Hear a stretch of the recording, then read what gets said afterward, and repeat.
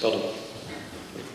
Oui, donc sur la question des sols, eh ben, je vais vous dire la première réponse, mais ça va être fréquemment ça, ce type de réponse, c'est que ça va dépendre des sols. C'est-à-dire qu'il y a des sols argilo-limoneux, il y a des sols sableux, il y a des sols de nature extrêmement diverses, et la capacité de récupération d'un sol diffère considérablement d'un endroit à l'autre. Ça, c'est déjà un premier principe. Mais c'est un peu vrai pour toute transformation écologique. Ce qu'il faut se demander, c'est est-ce qu'il y a eu des dégradations irréversibles ou est-ce que c'est réversible? Et si c'est réversible, combien de temps ça met? Alors globalement, je vais vous dire, alors évidemment, essayer de rendre la chose réversible, vous l'avez compris, ça veut dire globalement quand même remettre de l'humus, hein, c'est un des points fondamentaux. Et de remettre de l'humus, c'est remettre des microbes, c'est toute l'écologie, et pas seulement microbienne, hein, parce que les vers de terre, enfin, toute une série d'animaux jouent et importent. Et globalement, quand même, il faut reconnaître, il est 2 fois plus lent de reconstituer l'humus que de le détruire. Je m'explique. On peut, par exemple, avec une bonne prairie temporaire qui associe des graminées, carbone, avec des légumineuses, hein, un trèfle blanc, je vous montrais tout à l'heure, il y en avait là, hein, sur voilà, quelque chose comme ça. Vous pouvez, si vous mettez ça, on va dire, si vous arrivez à maintenir quelque chose comme ça pendant 5 ans, vous fixez de l'azote et vous fixez de l'humus, et bien dès que vous labourez, c'est comme si votre prairie temporaire n'avait duré que 2 ans et demi. C'est-à-dire, il est 2 fois plus rapide de détruire de l'humus que d'en reconstituer. Donc vous voyez que l'urgence, évidemment, en France, c'est d'arrêter, mais alors vraiment, précisément à cause de ça, à cause de cette lenteur et de cette inertie qu'il y a dans la récupération d'un sol, donc je suis quand même en train de répondre que oui, ça peut être récupéré, mais ce sera nécessairement lent, parfois même plus lent encore que la récupération d'une nappe. Parce que la nappe souterraine, par ailleurs, hein, c'est pareil, ça dépend si on est en Bretagne ou en Alsace, c'est pas du tout pareil. Ça dépend de la vitesse d'infiltration de l'eau. Et il y a des effets d'inertie, des pollutions qui ont eu lieu il y a 15 ans, peuvent encore continuer de polluer une nappe aujourd'hui. Et bien dans la récupération d'un sol, c'est un peu la même chose, ça dépend quand même des environnements.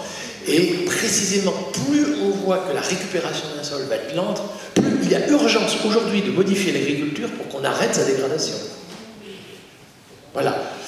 Irréversible, peut-être qu'en France, il n'y a pas trop de situations comme ça. En tout cas, sachez ce qu'on appelle la désertification.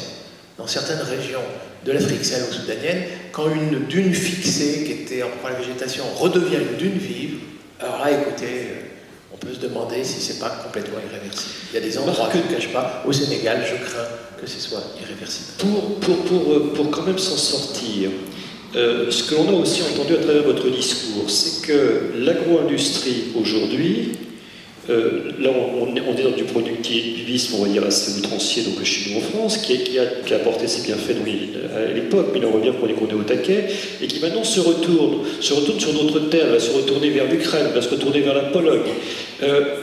Donc on voit bien qu'à un moment on va être concurrencé de manière très forte sur les grandes cultures, on va dire, céréalières. En revanche, nos terroirs, et ils ont de la valeur.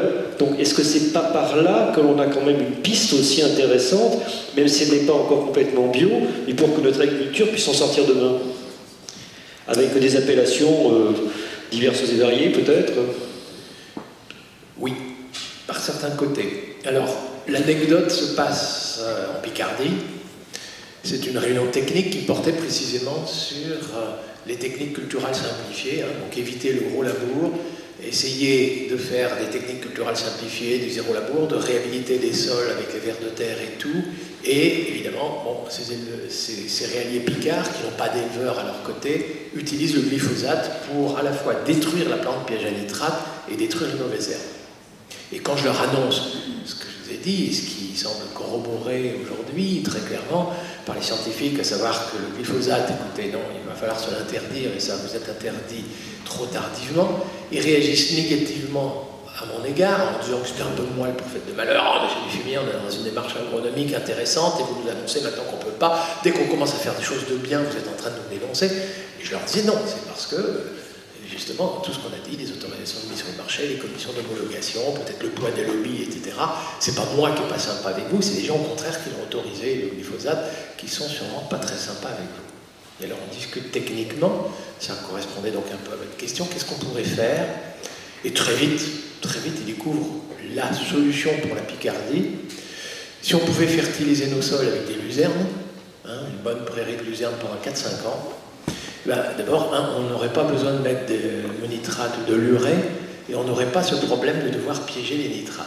Parce que s'il y a une fertilisation azotée avec les légumineuses, il y a un peu de nitrate qui s'en va, mais pour l'essentiel, c'est très vite réorganisé sous la forme d'humus dans le sol. Donc, ce serait résolu. On n'aurait pas besoin de ces plantes pièges à nitrate qu'on détruit avec les glyphosates. Et pour les mauvaises herbes, c'est génial. La luzerne, régulièrement en rotation, ça vous fait de l'ombre pendant 4-5 ans sur le sol, une ombre telle que même les graines de graminées qui seraient là, elles pourrissent et tout, ils vont pas proliférer. Bref, il y a une solution technique. Et évidemment, je joue à l'idiot, j'arrive comme si c'était facile, je leur dis, qu'attendez-vous avant de mettre de la luzerne? Et là, de nouveau, un peu irrité. Alors heureusement, ils me connaissent comme provocateur, ils voient que ça y est, avec moi, on peut rire un peu aussi, même si les sujets sont un peu... Et ils me disent, mais vous savez très bien, il n'y a pas d'éleveur en Picardie, qu'on ne va pas commencer à faire de la luzerne, surtout s'il faut la déshydrater pour l'envoyer aux Bretons, à la consommation d'énergie, etc. Alors je vais dire, oui, là, ça, vous avez raison, ça, c'est pour faire des bouchons déshydratés, surtout pas. Mais, qu'à cela ne tienne, alors ils me disent, il n'y a pas d'élevage dans la région. Alors j'ai dit, qu'à cela ne tienne, quand il y a 200 hectares qui se libèrent à vos côtés, vous installez 4 éleveurs de chèvres, enfin, ça vous fait 4 fois 1,5 fois le SMIC, c'est pas rien, peut-être même le fromager, un 5e. Et aujourd'hui, des jeunes qui sont prêts à s'installer, l'élevage de chèvres n'exige pas trop de capital au départ, en tout cas, c'est pas un troupeau de vaches, on est bien d'accord. Et vous auriez un débouché pour votre luzerne, vous auriez un débouché pour votre paille, et il vous fournirait du fumier, et votre question de mauvaise herbe serait résolue, il n'y aurait pas besoin du glyphosate. Et alors là, encore irrité, il me dit, attendez, monsieur le fumier, vous n'y pensez pas. Alors d'abord, quand j'arrive en Picardie pour leur dire l'élevage de chèvres, ils me demandent si je suis né en Ardèche, et ce ne serait pas en 68, en tout cas, donc, une certaine irritation, et que je comprends, je veux dire, je rigole qu'à moitié, parce que c'est un peu compréhensible. Et il y en a un, évidemment, qui me dit, mais monsieur Fumier, vous n'y pensez pas. Quand il y a 200 hectares qui se libèrent en Picardie, c'est 100 hectares pour un voisin, 100 hectares pour l'autre, et si on veut amortir notre matériel, c'est la seule condition pour que nos blés soient compétitifs. La seule condition pour que nos blés soient compétitifs en Picardie, c'est nous agrandir 100 hectares pour l'un, 100 hectares pour l'autre. Et là, j'ai eu improvisé complètement, mais maintenant je le répète sans arrêt. J'ai dit, attendez, vous agrandir en Picardie? Mais c'est totalement ringard. Aujourd'hui, on s'agrandit en Ukraine. Ça rejoint ta question. Et on s'agrandit en Ukraine. Alors là, éclat de rire, et ils montraient l'un d'entre eux du doigt. Avec un petit problème, c'est que c'était leur leader syndical de plus. Mais ça compliquait un peu la chose. Mais ils rient, et je peux vous assurer, l'éclat de rire était phénoménal. Et quand les rires se sont estompés, le rire devenait de plus en plus jaune, et ça ressemblait à des gens, et je peux vous assurer que c'est bien ça, qui se sont dit, mais alors, au fond, notre leader syndical a compris peut-être une chose, c'est que les blés compétitifs, c'est pas nous avec 85-90 quintaux de blé à l'hectare, c'est en Ukraine avec 25 quintaux aujourd'hui, monté à 30 quintaux, puis le type a 1200 hectares. Il loue, il n'achète pas, il loue 1200 hectares. Et qu'au fond, les blés compétitifs de demain sur le marché mondial, ce ne sera pas les blés de Picardie, en tout cas sûrement pas les blés de Picardie à 85-90 quintaux qui ne pourront jamais être compétitifs avec les blés extensifs de Russie, du Kazakhstan, d'Ukraine et à la limite d'Argentine et des États-Unis.